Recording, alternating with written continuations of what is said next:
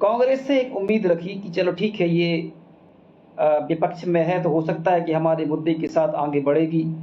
और इन्होंने दिखावटी के तौर पर राहुल गांधी जी से ये कहलवाना भी शुरू किया कि हम जनगणना कराएंगे, आरक्षण देंगे और तमाम प्रकार की बातें शुरू की। और हम लोगों ने ये देखा कि चलो ठीक है, जब बोल रहा है तो सामने वाला जो देने लायक होगा वो देगा।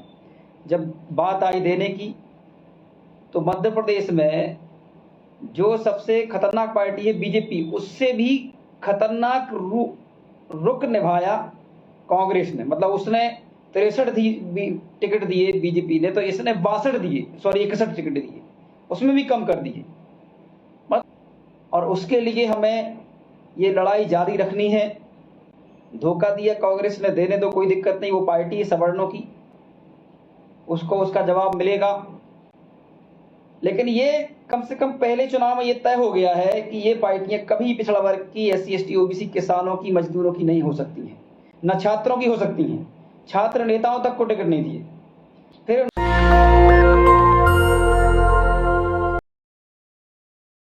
आप सभी जानते हैं मध्य प्रदेश में चुनाव आने वाले हैं 17 को, और हम सभी की जिम्मेदारी है कि इस चुनाव में हम अपनी पूरी ताकत के साथ OBC ST SC की एकता, जो मध्य प्रदेश में लगातार 5 साल बनी रही, उसको दिखाने का प्रयास करें। और इसीलिए मैं कल से 5 दिन के लिए बुंदेलखंड में यात्रा के रूप में जा रहा हूं। साथियों, दोनों ही पार्टियां, बीजेपी हो चाहे कांग्रेस हो, बीजेपी से आशा उम्मीद हम करते नहीं हैं, ना करते थे, क्योंकि 5 साल लगातार उनका जो रहा है कार्यकाल, उसमें 1.5 साल कम कर देते हैं। तो उसमें जो हमारी मांगें थीं, आरक्षण को लेके, जाति जनगणना को लेके, प्रमोशन में आरक्षण को लेके, स्कॉलरशिप जो हमारे OBC वर्ग की थी बच्चों की, उसको भी 3 साल से नहीं दिया, उसको लेकर शिक्षा में जो लगातार परिवर्तन किया, सरकारी स्कूलों को बंद करके प्राइवेट सेक्टर तैयार किया, और तमाम प्रकार की चीज़ें जो थीं जिसके कारण OBC वर्ग को बहुत ज़्यादा नुकसान हुए। आरक्षण ना देने के कारण 13,000 नौकरियां नहीं मिल पाई OBC वर्ग को। ऐसे तमाम मुद्दे थे जिनके कारण हम एज अ विपक्ष के तौर पर बीजेपी से, RSS से लड़ रहे थे, जिसमें हमें कहीं भी कांग्रेस का भी साथ नहीं मिला। कोई कांग्रेस का एक छठवैया नेता भी नहीं कह सकता है कि हमने तुम्हारा साथ दिया। इसके बाद भी हमने ये लड़ाई जारी रखी और लाठी डंडे खाए। जबलपुर में हमारे कई लोगों के हाथ पैर टूटे, भोपाल में कई लोगों को अरेस्ट किया गया, जेल में डाला गया, तमाम प्रकार की यातनाएं झेली, एक बहुत बड़ा मुद्दा बनाया। और इसके बाद हम लोगों ने संघर्ष करते करते हजारों लाखों ज्ञापन दे दिए, हजारों की सभाएं कर दी। लेकिन कांग्रेस से एक उम्मीद रखी कि चलो ठीक है, ये विपक्ष में है तो हो सकता है कि हमारे मुद्दे के साथ आगे बढ़ेगी। और इन्होंने दिखावटी के तौर पर राहुल गांधी जी से ये कहलवाना भी शुरू किया कि हम जनगणना कराएंगे, आरक्षण देंगे और तमाम प्रकार की बातें शुरू की। और हम लोगों ने ये देखा कि चलो ठीक है, जब बोल रहा है तो सामने वाला जो देने लायक होगा वो देगा। जब बात आई देने की, तो मध्य प्रदेश में जो सबसे खतरनाक पार्टी है बीजेपी, उससे भी खतरनाक रुख निभाया कांग्रेस ने। मतलब उसने 63 टिकट दिए बीजेपी ने, तो इसने 62 दिए, सॉरी 61 टिकट दिए, उसमें भी कम कर दिए। मतलब ये जो कांग्रेस का जो रवैया है, देखिए हम लोग इस देश को में जो संविधान है उसको बचाना चाहते हैं। देश में जो बीजेपी RSS जो अपना एक एजेंडा ला रही है बर्बाद करने का देश, वो उसके खिलाफ हम कहीं ना कहीं इसको सपोर्ट करके देश को बचाना चाहते थे। लेकिन जब देखा कि ये भी उससे भी खतरनाक है, सोचने वाली बात है कि चाहे SC के नेता हो जो क्रांतिकारी थे मध्य प्रदेश के अंदर, एक भी बेटा बेटी को टिकट नहीं दिया। OBC महासभा के एक भी क्रांतिकारी को टिकट नहीं दिया। जैस के हीरा अलावा, क्योंकि कांग्रेस के ही हैं, इसके अलावा एक भी व्यक्ति को टिकट नहीं दिया। इसके बाद आप देखेंगे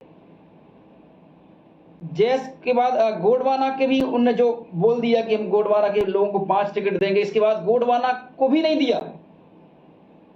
मैं सिर्फ इसकी बता रहा हूं कांग्रेस का कि कांग्रेस ने किस कदर मतलब पिछड़ा वर्ग को धोखा देने का काम किया।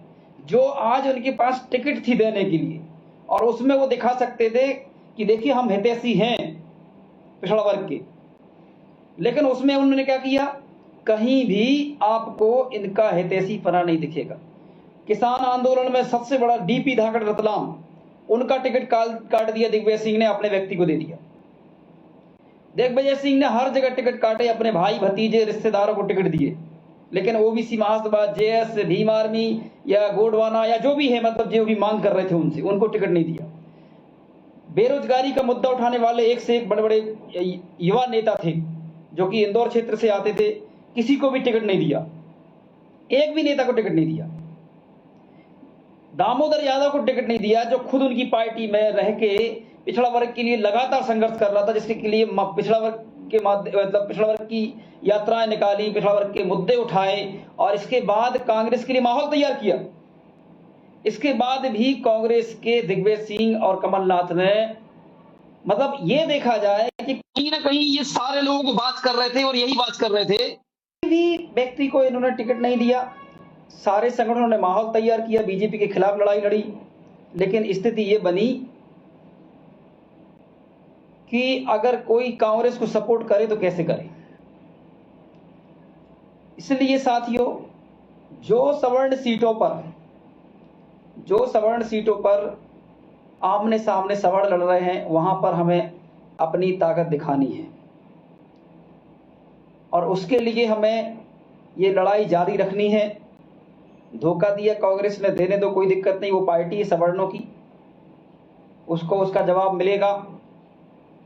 लेकिन ये कम से कम पहले चुनाव में ये तय हो गया है कि ये पार्टियां कभी पिछड़ा वर्ग की, एससी एसटी ओबीसी, किसानों की, मजदूरों की नहीं हो सकती हैं, न छात्रों की हो सकती हैं।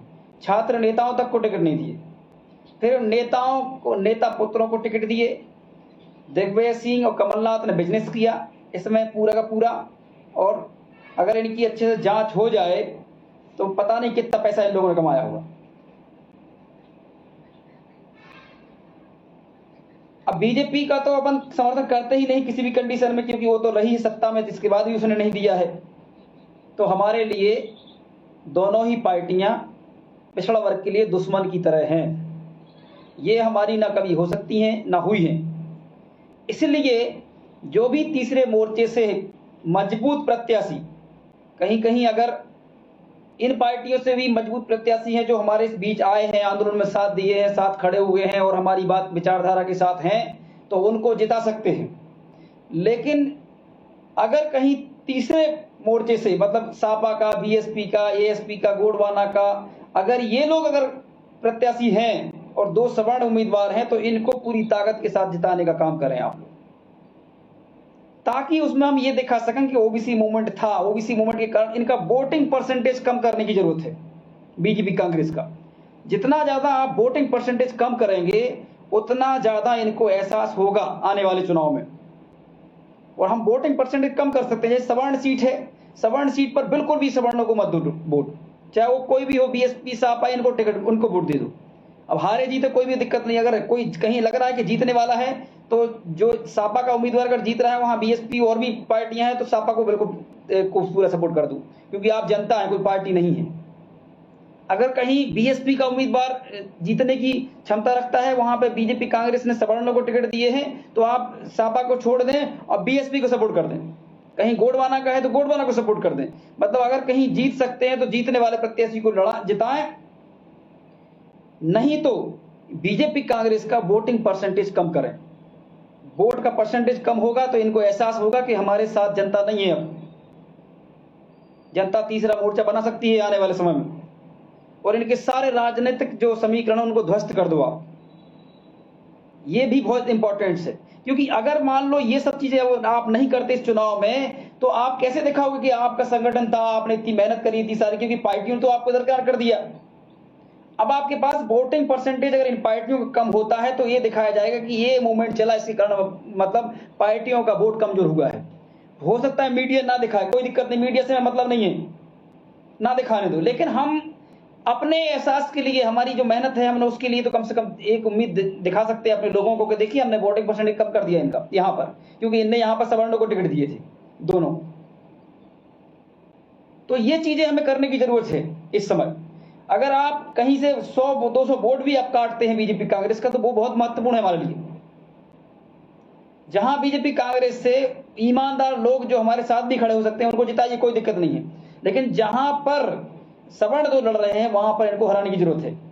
और जहां पर वो सवर्णवादी अपने बाप को बाप नहीं कहते हैं, वो जो ओबीसी से भी लड़ रहे हैं, दो ओबीसी के सब, अब मैंने और अच्छे से देखा तो 37 सीट पे ओबीसी वर्सेस ओबीसी है। पहले 33 का था, लेकिन कुछ अन्य खाती समाज के लोग और 2-3 समाज के लोग और निकले जो मैं नहीं जानता था। तो वो सबको मिला के 37 सीट पर ओबीसी वर्सेस ओबीसी है। और उन ओबीसी को जिताएं जो आपके साथ खड़े हो सकते हैं, आपकी विचारधारा में आ सकते हैं। 2 हैं तो एक को तो जिताना है किसी न किसी को, तो उसमें से भी सही व्यक्ति चुने आप। और मैं खजुराहो आ रहा हूं, खजुराहो, पन्ना, भौरीबंद, ये पवई, बिजरावगढ़, बड़ावरा, वैसे सब जगह मैं आ रहा हूं और पूरी ताकत के साथ काम करूंगा समाज के साथ। बहुत बहुत धन्यवाद। जय ओबीसी, जय संविधान, जय जवान, जय किसान, जय भारत। नेशनल दस्तक की आपसे गुजारिश है कि अगर इसको बचाना चाहते हैं तो नेशनल दस्तक को सब्सक्राइब करने के लिए रेड कलर के सब्सक्राइब बटन को दबाएं, फिर बेल आइकन की घंटी दबाएं। नेशनल दस्तक को बचाने के लिए बहुत जरूरी है कि हर खबर को शेयर करें, लाइक करें, कमेंट जरूर करें।